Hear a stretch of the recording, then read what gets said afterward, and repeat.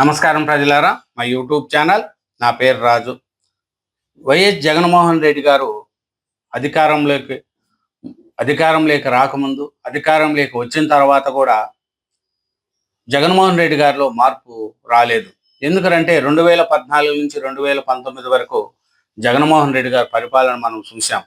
రాజధాని అంటూ లేకుండా 3 రాజధానులు అంటూ ఎన్నో అరాచకాలు సృష్టించి ఆంధ్రప్రదేశ్ను ఒక విచ్ఛిన్నం చేసేశారు.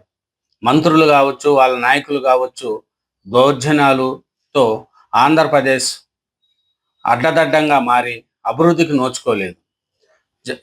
తర్వాత ప్రజలు ఇచ్చిన తీర్పుతో జగన్మోహన్ రెడ్డి గారు 11 సీట్లు రావడం కూడా మనకు తెలిసింది. అయినా జగన్మోహన్ రెడ్డి గారు ఎందుకు ఓడారు, వైసీపీ ఎందుకు ఓడింది అనే విషయాన్ని అర్థం చేసుకోకుండా అవే అరాచకాలు, అవే అబద్ధాలు చెప్పుకుంటూ జగన్మోహన్ రెడ్డి గారు వాళ్ళ పార్టీ వాళ్ళు చేస్తున్నారు. ఏమనేది ఒకసారి చూసుకుంటే 2019లో గొడ్డెలపోటుకు దారుణ హత్య, వివేకానంద రెడ్డి గారి హత్య జరిగింది. అది నారాసుర రక్త చరిత్ర అంటూ చంద్రబాబు నెపం చేశారు. 2024లో చిత్తుగా ఓడాక మళ్ళీ అయ్యే కుట్రలు చేస్తున్నారు. వరుస వివాదాలు, కేసుల్లో వైసీపీ నేతలు, తప్పు చేసిన వారికే పార్టీ అధినేత వత్తాసు, అప్పలరాజు నుంచి ఇరుపాచి వరకు అదే కథ. పైగా కూటమి సర్కారుపై బురద జల్లుడు, నారాసుర పాలనలో అరాచకమని కథనాలు కూడా జగన్మోహన్ రెడ్డి గారు చెప్తున్నారండి. ఎందుకంటే జగన్మోహన్ రెడ్డి గారిలో మార్పు రాలే. ఇప్పుడు ఎగ్జాంపుల్ చూడండి, ఎవరైనా సరే తప్పు చేస్తే వాళ్ళ పార్టీ వాళ్ళు అది తప్పు అని చెప్పడు, వాళ్ళకే సపోర్ట్ చేస్తాడు. అప్పలరాజు గారు చూడండి, తన కొడుకు గొర్రెల కాపరిని తెలుసో తెలియకో యాక్సిడెంట్ చేసి గొర్రెల కాపరి చనిపోతే గొర్రెల కాపరిని వాళ్ళ కుటుంబాన్ని ఓదార్చడానికి వెళ్ళలేదు, కానీ తప్పు చేసిన అప్పలరాజు కుటుంబాన్ని ఓదార్చడానికి వెళ్ళాడు జగన్మోహన్ రెడ్డి గారు. అప్పలరాజు మంత్రిగా పనిచేశాడు, డాక్టరు. అయినా తన కొడుకును కాపాడుకోవడానికి ఇంకొక అతన్ని కేసులు ఇరికించాలని ప్లాన్ వేశారు. కాబట్టి ఒక మంత్రిగా పనిచేసిన ఆయన చేయాల్సిన పనికి ఇదేనా పని? దీని మీద కుట్ర కోణంలో అతన్ని అరెస్ట్ చేస్తే అతన్ని పరామర్శించడానికి బయలుదేరినాడు జగన్మోహన్ రెడ్డి గారు.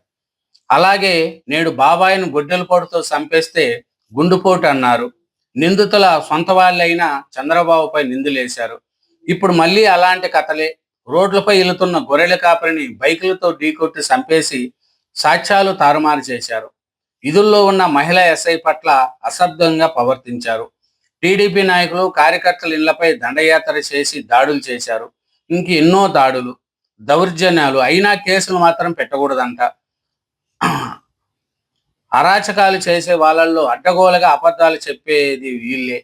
నిందితులకు జగన్, ఆయన రోతపత్రిక పత్తాస్, అన్నిటికీ చంద్రబాబు పైనే నిందలు. 2019 ఎన్నికల ముందు 2024లో ఓడిపోయిన ఇదే వరుస జగన్మోహన్ రెడ్డి గారు. ఎందుకంటే ఎప్పుడు చూసినా చంద్రబాబు నాయుడు గారి యొక్క గురించి సాక్షి పేపర్లో ఎప్పుడూ రాస్తూ ఉంటారు, ఇట్లాంటి చంద్రబాబు నాయుడు అలా చేశాడు, ఇలా చేశాడు అని. ఎందుకంటే నారాసుర రక్త చరిత్ర అంటూ బాబు నెపం 2024లో చిత్తుగా ఓడాక మళ్ళీ కుట్రలు, అవే అరాచకాలు, అవే అబద్ధాలు. నాడు నేడు తీరు మార్చుకొని జగన్ 2019లో గుడ్డెలపోటుకు వివేకానంద రెడ్డి గారి హత్య, తర్వాత అది చంద్రబాబు నాయుడు గారి మీద నింద. వరుస వివాదాలు, కేసుల్లో వైసీపీ నేతలు, తప్పు చేసిన వారికే పార్టీ అధినేత వత్తాసు, అప్పలరాజు నుంచి ఇరుపాచి వరకు అదే కథ. పైగా కూటమి సర్కారుపై బురద జల్లుడు, నారాసుర పాలనలో అరాచకమని కథనాలు. కర్నూలు జిల్లా చిన్నగిరి మండలం నేమకల్లలో వైసీపీ నాయకుడు ఇంటిపై టీడీపీ వాళ్ళు దాడి చేస్తే తన ప్రాణాలకు ప్రమాదం ఉందని, తన కుటుంబాన్ని కాపాడాలని ఆ నాయకుడు ఎమ్మెల్యే ఇరుపాచికి కాల్ చేశాడు.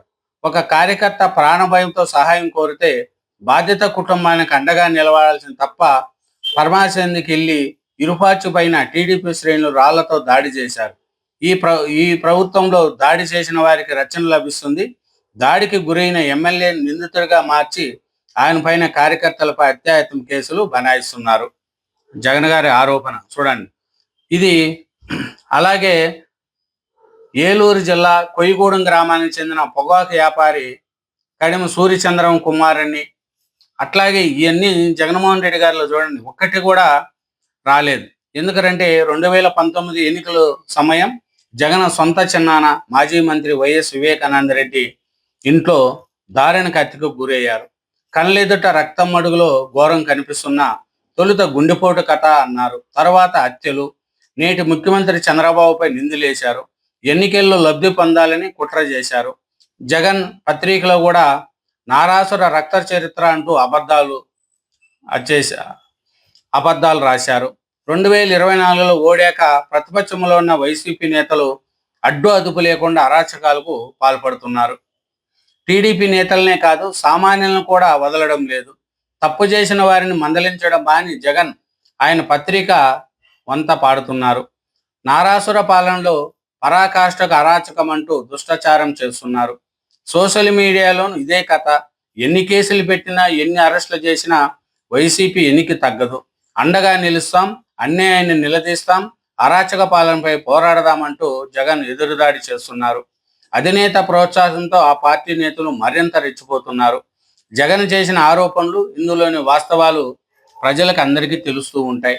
ఎందుకంటే మన జగన్మోహన్ రెడ్డి గారు చూడండి, కోడికత్తి కేసు కావచ్చు, గులకరాయి కేసు కావచ్చు, ఇలా అన్నిటి కూడా సింపతి డ్రామా ఆడారు. అయినా జనం ఒకసారి నమ్ముతారు, రెండోసారి నమ్మరు. కాబట్టి ఒక ఛాన్స్ అంటూ అధికారంలోకి వచ్చిన జగన్మోహన్ రెడ్డి గారు, ఎందుకంటే అవే అరాచకాలు, అవే అబద్ధాలు. 5 ఏళ్ళ అధికారంలో ఉంటే ఒక రాజధాని ప్రాంతాన్ని డెవలప్ చేయలేదు, పోలవరం ప్రాజెక్టు కట్టలేదు. ఈ పొద్దు చంద్రబాబు నాయుడు గారు అధికారంలోకి వచ్చిన తర్వాత, కూటమి ప్రభుత్వం వచ్చిన తర్వాత అమరావతిని అభివృద్ధి చేసుకుంటూ, పోలవరం ప్రాజెక్టును పరుగులు పెట్టిస్తూ, భోగాపురం ఇంటర్నేషనల్ ఎయిర్పోర్ట్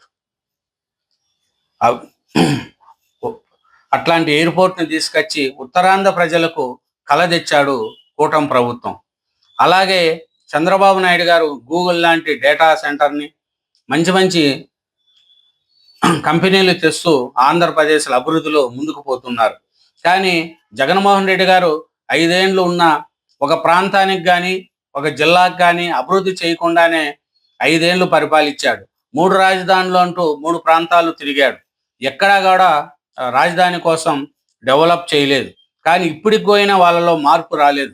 ఇప్పటికి కూడా తప్పు చేసిన వారిని వెనకాలేసుకుంటూ ముందుకు సాగుతున్నారు జగన్మోహన్ రెడ్డి గారు. తప్పు చేస్తే, అరెస్ట్ చేస్తే జైలు యాత్ర స్టార్ట్ చేస్తాడు. ఈవీఎంలు పగలగొట్టి అరెస్ట్ చేస్తే జైలు కాడికి పోతారు. సిదర్ల అప్పలరాజును పరామర్శించడానికి జైలుకు వెళ్తాడు. అలాగే పొగాకు, గంజాయి మత్తులో అరెస్ట్ అయితే వాళ్ళ కోసం వెళ్తాడు. అలా జగన్మోహన్ రెడ్డి గారు మంచి చేసిన వాళ్ళని ప్రోత్సహించడు, కానీ ఇట్లాంటి కుట్రలు చేసిన వాళ్లకు జగన్మోహన్ రెడ్డి గారు సపోర్ట్ చేస్తూ, వైసీపీ వాళ్ళు ఇప్పటికి కూడా వాళ్ళ మార్పు రాలేదంటే ప్రజలు ఇంకా ఏమనుకుంటారు ఏమో చూడండి. ఎందుకంటే ఓడినా కూడా జగన్మోహన్ రెడ్డి గారిలో మార్పు రావట్లేదు. కాబట్టి ప్రజలు కూడా ఆలోచిస్తూ ఉంటారు. ఎందుకంటే ఏదైనా ఒక మనిషి ఓడితే దాంట్లో ఎందుకు ఓడామనే దాన్ని మనం చూసుకోవాలా. కానీ ఈ బుద్ధ అభివృద్ధి కనపడుతుంది ఎన్డీఏ గవర్నమెంట్, కూటమి ప్రభుత్వం వచ్చినాక, చంద్రబాబు నాయుడు గారు సీఎం అయ్యాక. కానీ జగన్మోహన్ రెడ్డి గారు సీఎం అయిన తర్వాత ఉన్నప్పుడు అభివృద్ధి లేదు, అరాచకాలు అన్నీ కూడా అట్లా జరిగాయి. ఈ పొద్దు ఆంధ్రప్రదేశ్ అంటే అందరూ కూడా అయ్యో Andhra Pradesh, Bhogapuram international airport, Alluri Sitaramaraju international airport అని చెప్పుకుంటే శంషాబాద్ ఎయిర్పోర్ట్ లేక భోగాపురం ఎయిర్పోర్ట్ తీసుకొచ్చారు చంద్రబాబు నాయుడు గారు. ఒక పక్క అమరావతి, ఆంధ్రప్రదేశ్ రాజధాని ఏది అంటే అమరావతి అని గొప్పగా చెప్పుకుంటే వారికి తెచ్చారు. అలాగే వైజాగ్ కానీ, రాయలసీమ ప్రాంతాలు కానీ అన్నీ కూడా సమతూకములు అభివృద్ధి చేసుకుంటూ చంద్రబాబు నాయుడు గారు ముందుకెళ్తున్నారు. జగన్మోహన్ రెడ్డి గారు వైసీపీ పాలనలో జరిగిన అన్యాయాన్ని సరిదిద్దుకుంటూ, వాళ్ళు చేసిన అరాచకాలను ఇప్పుడిప్పుడు ఒకటొకటి సరిచేసుకుంటూ ఆంధ్రప్రదేశ్ ముందుకు తీసుకెళ్తున్నారు చంద్రబాబు నాయుడు గారు. కానీ జగన్మోహన్ రెడ్డి గారు 2024 చిత్తుగా ఓడినా కూడా దాంట్లో ఆయనలో మార్పు రాలేదు. మళ్ళీ అవే కుట్రలు చేసుకుంటూ వైసీపీ వాళ్ళను ప్రోత్సహిస్తూ పోతున్నారు. నాయకులను చూసి వైసీపీ వాళ్ళు కూడా రెచ్చిపోతున్నారు.